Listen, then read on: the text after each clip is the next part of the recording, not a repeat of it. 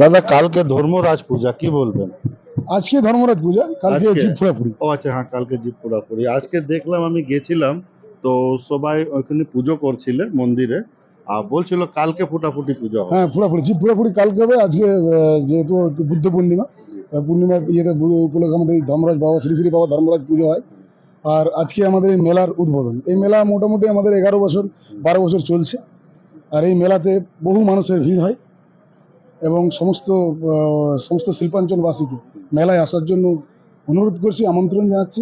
এবং এই ধর্মরাজ পুজো কালকে যে জীব পুরাপুরি হবে, সেখানে সমস্ত অনেক মানুষের আগমন হবে এবং প্রচণ্ড ভিড় হবে। সেখানে মানুষ যত দর্শনার্থীরা আছে, যারা ভক্তা আছে, জীব ঘুরে আসবে।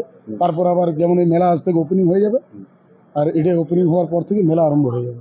তো এই যে মেলাটা, এই মেলাটা মানে ধর্মরাজ পূজার জন্যই মেলাটা হয়েছে না? একদম ধর্মরাজকে কেন্দ্র করেই আচ্ছা। এই মেলা। এই বাবা ধর্মরাজ পুজো প্রায় 200 থেকে 300 বছর ধরে পুজো হয়ে আসছে। গ্রামের যবে থেকে শুরু হয়েছে, হীরাপুর গ্রাম, সেই সময়কাল থেকে। এই পুজোটা দেখছি অনেক জায়গা কিন্তু হচ্ছে, গ্রাম গ্রাম সাইডে, মনে করুন গোপালপুর সাইডে একটা দেখলাম, একটা মহিশিলা সাইডে হচ্ছে। আমাদের এই মানে হীরাপুর, আমাদের যে আসানসোল দক্ষিণ বিধানসভা, যে সকল গ্রামীণ খুব গ্রামগুলো যে পুরনো গ্রাম, সেই সব গ্রামে এই সকল আপনারা সংস্কৃতি, আপনারা এই সকল পুজো আপনারা দেখতে পাবেন, শ্রী শ্রী বাবা ধর্মরাজ পুজো। ঠিক আছে, ধন্যবাদ শিবানন্দ দাকে।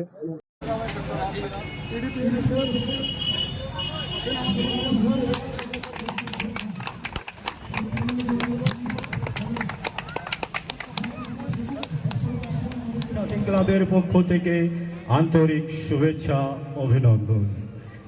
এই মেলা আমাদের আজ থেকে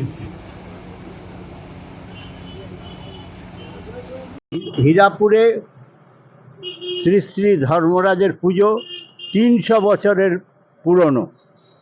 সবার আগে হীরাপুরে প্রথম উৎসব হচ্ছে শ্রী শ্রী রাধা মদন গোপালের রাত উৎসব। এইটা হচ্ছে হীরাপুরের প্রধান উৎসব। দ্বিতীয় উৎসব হলো হীরাপুরের এই ধর্মরাজ পুজোর উৎসব।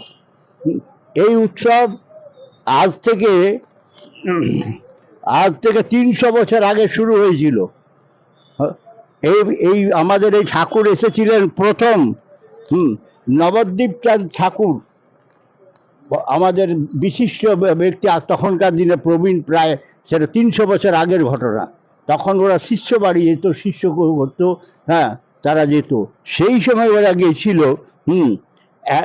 এখান থেকে সামনে বেশি দূর নয়, বারাবণীর কাছে একটা জায়গা, সেই জায়গাটার নাম হলো খুদকা গ্রামে।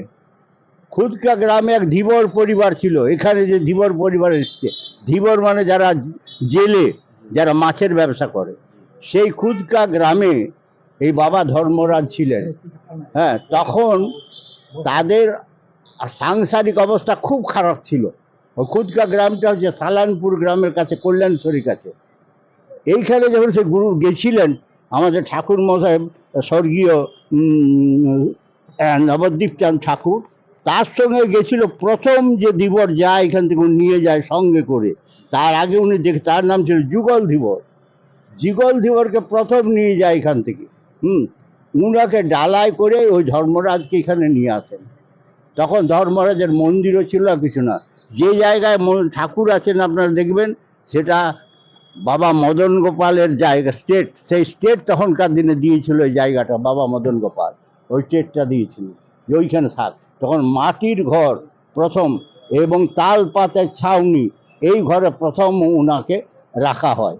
এবং নিত্য পূজার ব্যবস্থা করেছিল আমাদের হীরাপুরের ঠাকুর বাড়ির থেকে শ্রী শ্রী মদন গোপাল জিউর যে টেস্ট, ওখানকার যে বোর্ড আছে, সেই কমিটি তাদের খাওয়া দাওয়ার ব্যবস্থা করেছিল। প্রথম শুরু হলো, বাবা ধর্মরাজ এলেন 300 বছর আগে। তারপরে বাবার কৃপায় আস্তে আস্তে বাড়তে লাগলো। এবং প্রথম মন্দির করেছিলেন একজন বড় কন্ট্রাক্টর ছিলেন আমাদের এখানে, তার নাম ছিল রাধা গোবিন্দ ঠাকুর।